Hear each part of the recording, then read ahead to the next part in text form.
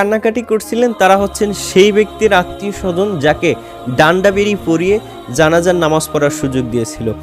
এক তো তিনি প্যারোলে মুক্তি পেয়েছেন, দ্বিতীয়ত হচ্ছে তিনি যখন তার মায়ের জানাজা পড়াবেন সেই মুহূর্তেও তাকে কোনো রকম ছাড় দেওয়া হয়নি। এটা যেমনিভাবে আইন শৃঙ্খলাকে প্রশ্নবিদ্ধ করে তেমনিভাবে প্রশ্নবিদ্ধ করে মানুষের বিবেককে, যে আমরা কোন জমানায় বস করতেছি, যেই জমানায় মানুষকে ডান্ডাবেরি পরে তার জানাজার নামাজের ইমামতি করতে দেওয়া হয়। তবে বিষয়টা খারাপ চোখে দেখেছেন তথ্যমন্ত্রী হাসান মাহমুদ স্যার, তিনিও বিষয়টার খারাপ ব্যাখ্যা করেছেন যেটা ঠিক হয়নি। হাসান মাহমুদ স্যারের কথা শুনবে এবং রুমিন ফারহানা বিষয়টার কিভাবে পর্যালোচনা করেছেন এবং তিনি কি ব্যাখ্যা দিয়েছেন সেটাও শুনবো, এবং সেখানে থাকা আত্মীয় স্বজন বিষয়টাকে কিভাবে নিয়েছে এবং তাদের আবেগ ঘনঘটা মুহূর্তটা একটু দেখে আসি। এরপর অবশ্যই তথ্যমন্ত্রী এবং রুমিন ফারহানার বক্তব্য শুনবো। চলুন আগে সেখানে মানুষের এবং তার জানাজার নামাজ পড়ানোর দৃশ্যটা একটু দেখে আসি। আজম খানকে যখন ধরে নিয়ে গেল তখন তার মা বলছে যে আমার ছেলের সাথে আমি দুইটা কথা বললাম, তখন তার মায়েরে দুইটা কথা বলবার দেয় নাই ছেলের সাথে, খালি গাড়িতে মনে করেন উঠিয়ে খালি নিয়ে গেছে কইবার দেয় নাই দুইটা কথা কি বলবার চাইছিল হে আগাতে মনে করেন নিষ্ঠুক করে মারা গেছে। বারে বেরি বান ভাইয়ের হাতে হাত কইরা কেমবে দেখলাম কেমবে মারে দেখলো, আমরা বই নাঙ্গনকে দুটা কথাও কইবার দিল না, আমাকে একটু সান্ত্বনা দিবার দিল না, বাইরে দূরে সান্ত্বনা আমরা দিয়ে আনলাম না। আল্লাহ কি খুনের আসামি এমনি কইরা নয় আইলো আর মার মরা দেহটা দেখ পারিছে ও তো আই করলো মাঝে অন্য তারা পড়লো, তার যে বড় ভাই আছে উজনে হেরাল লোকাল ভাই তুমি করো, মার লাশ কান্দে নাও, কান্দে নাইলো উজনে মাটি দিল কাল ভাই তুমি মাটি দাও, মাটি দিল একটু পানি খাবে চাল একদম আমি নিজে পানি নিয়ে দিচ্ছি জগ পানিটাকে খাইতে না, মা অনেক কষ্ট করে, আমরা গরিব মানুষ অনেক কষ্ট করে সে পাটি বুনিয়া বুনিয়া বেছে বেছে অনেক কষ্ট করে তারে ফাজিল পাস করাইছে। এটা মার ইচ্ছা ছিল যে আমার জানাজাটা আমার ছেলে পড়াবো, কিন্তু জানাজাটা ছেলে পড়াইছে কিন্তু এমন অবস্থায় পড়াইছে যে যেটা আমাদের ফ্যামিলিগতভাবে আমরা আসলে এই আশাবাদী ছিলাম না যে ডান্ডাবেরি সহকারে হ্যান্ডক্যাপ সহকারে আমার মায়ের জানাজাটা পড়াইছে। একজন মানুষ যে কোনো দলকে সাপোর্ট করতেই পারে বা সেই দলকে সমর্থন করতেই পারে, তাই বলে সেজন্য ফাঁসিযোগ্য অপরাধ করেছে বিষয়টা এমন না যে তার ফাঁসি হয়ে যাবে, তিনি আসলে জঙ্গি বা সন্ত্রাসী এমন কোনো আইন তো তার উপর প্রয়োগ হয়নি। তারপরে তাকে কেন এই সুযোগটা দেওয়া হলো না সেটা নিয়ে মানুষেরও জানার কৌতূহলের শেষ নাই। তবে বিষয়টা নিয়ে ব্যাখ্যা করেছেন রুমিন ফারহানা, চলুন তার মুখ থেকে শুনলে বিষয়টা আরও একটু স্পষ্ট হবে যে তার প্রতি কতটা জুলুম করা হয়েছে। সম্প্রতি একটা খবরে আমার চোখ আটকে গেছে, বিএনপির একজন নেতা তার মায়ের জানাজা পড়তে হয়েছে হাত করা এবং ডান্ডাবেরি পড়া অবস্থায়। তিনি একজন গায়েবী মামলার আসামি। গায়েবী মামলা কি সেটা আমরা এখন কম বেশি সবাই জানি। গায়েবী মামলা হচ্ছে এমন মামলা যেখানে ঘটনাই ঘটে নাই, যেখানে কোনো সাক্ষী নাই, যেখানে বাদী নিজেই জানে না কি হয়েছে, পুলিশ একটা এজাহার লিখে দেয়, বাদীকে সই করতে বাধ্য করে এবং বাদী বাধ্য হয়ে সই করে। এই মামলাগুলোকে আমরা গায়েবী মামলা বলি। একই ফরম্যাটে অনেকগুলো মামলা হয়ে যায়, খালি আসামির নাম অদল বদল, কোনো জায়গায় এই 50 জনের নাম তো কোনো মামলায় ভিন্ন 50 জনের নাম।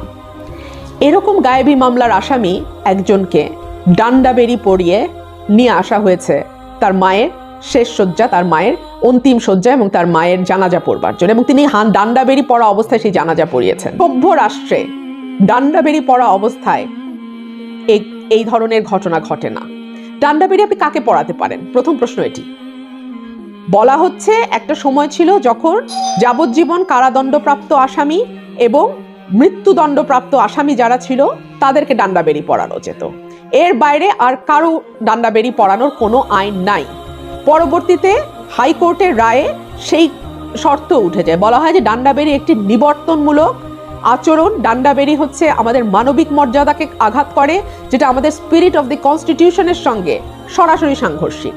আমাদের স্পিরিট অফ দি কনস্টিটিউশন সাম্য মানবিক মর্যাদাকে সবসময় উপরে রেখে তারপরে কথা বলে। আচরণ একটা মানুষের মানবিক মর্যাদার হানি ঘটায়, যেই আচরণ নিবর্তনমূলক, একটা মানুষের জন্য অসম্মানজনক, সেরকম আচরণ কারোর সঙ্গেই করা যাবে না। সেখানে একটা গায়েবী মামলার আসামি, যিনি এখনো মামলাটি প্রমাণিতই হয়নি, তার বিরুদ্ধে বিস্ফোরক দ্রব্য আইনে কয়েকটি ধারায় মামলা হয়েছে, যেই মামলার এখনো কোনো সূচনাই হয়নি, শুধুমাত্র তাকে গ্রেপ্তার করে ফেলা হয়েছে। মামলাটি সাক্ষী বলেন, জেরা বলেন, রায় বলেন কিছুই হয়নি। সেই মামলায় তাকে ডান্ডাবেড়ি পড়ানো অবস্থায় মায়ের জানাজা পড়তে হয়েছে। এর চেয়ে দুঃখজনক, এর চেয়ে অবমাননাকর আর কি হতে পারে? যুগে যুগে রাজবন্দীদের উপর নানান রকম নিবর্তন হয়েছে, কিন্তু বর্তমান সরকার যেই ধারার নিবর্তন করছে সেটা চিন্তাও করা যায় না। এটা পাকিস্তান আমলকে হার মানায়, এটা ব্রিটিশ আমলকে হার মানায়। সেই সময়ও মানুষের যতটুকু মানবিক মর্যাদা ছিল, এখন সরকারের সময় সেই মানবিক মর্যাদাটুকু আমরা হারাতে বসেছি। যেই মামলায় তাকে আসামি করা হয়েছে, যে বিস্ফোরক দ্রব্য আইনের মামলায়, সেই মামলার বাদী তিনি বলছেন কি, আমি আপনাদেরকে একটু পড়ে শোনাই। মামলাটি কতটা ভুয়া এবং কতটা মানে উদ্দেশ্য প্রণোদিত, রাজনৈতিকভাবে উদ্দেশ্য প্রণোদিত, তার একটা খুব জলজ্যান্ত উদাহরণ হচ্ছে যে যিনি, যে বাদী যাকে করা হয়েছে, তিনি হচ্ছেন দাপ্তরিক কাজ করেন আওয়ামী লীগের দপ্তরে। তিনি বলেছেন যে এই সময় তিনি উপস্থিত ছিলেন না, তিনি মানে কোনো একটা দাওয়াতে ছিলেন এবং বারবার এসআই তাকে ফোন করছিল। এগুলো প্রথম আলোর রিপোর্ট। বারবার তাকে এসআই ফোন করছিল এবং তাকে বলছিল ঘটনাটা বলার, মানে স্বীকার করার জন্য। তিনি বলেছেন যে স্যার, আমাকে বিপদে ফেলবেন না, আমি এটার মধ্যে নাই এবং এরকম কোনো ঘটনা আমার জানাও নাই। কিন্তু তার কথা শোনা হয়নি। তাকে মামলার বাদী করা হয়েছে এবং সেই মামলায় যাকে আসামি করা হয়েছে, বিএনপির সেই নেতাকে, তিনি ডান্ডাবেড়ি পড়া অবস্থায় তার মায়ের জানাজা অ্যাটেন্ড করেন। আইবি মামলার আসামির হাতকড়া লাগিয়ে ডান্ডাবেড়ি পড়ে মায়ের জানাজা পড়তে হয়, এমন একটা বাংলাদেশ আমরা চেয়েছিলাম, এমন একটা বাংলাদেশ আমরা স্বপ্ন দেখেছিলাম। এমন একটা বাংলাদেশের জন্য লক্ষ মানুষ প্রাণ দিয়েছে, হাজার মানুষের জীবন রাজনীতির পেছনে, দেশ গড়বার পেছনে এলোমেলো হয়ে গেছে, এমন একটা বাংলাদেশের জন্য, তাই তো? শেষে আমরা বলতে চাই, একজন সাধারণ মানুষ এবং একজন ভিআইপি মানুষ আইনের প্রতি সমান বিচার পাবে, এটাই হচ্ছে আইন। সুতরাং দলীয় মানুষ যদি কোনো অপরাধ করে, তারা যেভাবে সুযোগ সুবিধা পায়, বিরোধী দলে যারা রয়েছে তারাও যদি কোনো রকম শাস্তিযোগ্য অপরাধ করে থাকে, তাহলেও তারা আসামি হিসেবে যতটুকু সুযোগ সুবিধা পাওয়ার অধিকার রাখে, তারাও যেন সেটা পায়। সেটা হচ্ছে আমার এবং আমার দর্শকদের দাবি। এই কথার সাথে আপনি সহমত পোষণ করলে কমেন্ট সেকশনে জানিয়ে যাবেন। ভালো থাকবেন সবাই। আসসালামু আলাইকুম ওয়া রাহমাতুল্লাহ।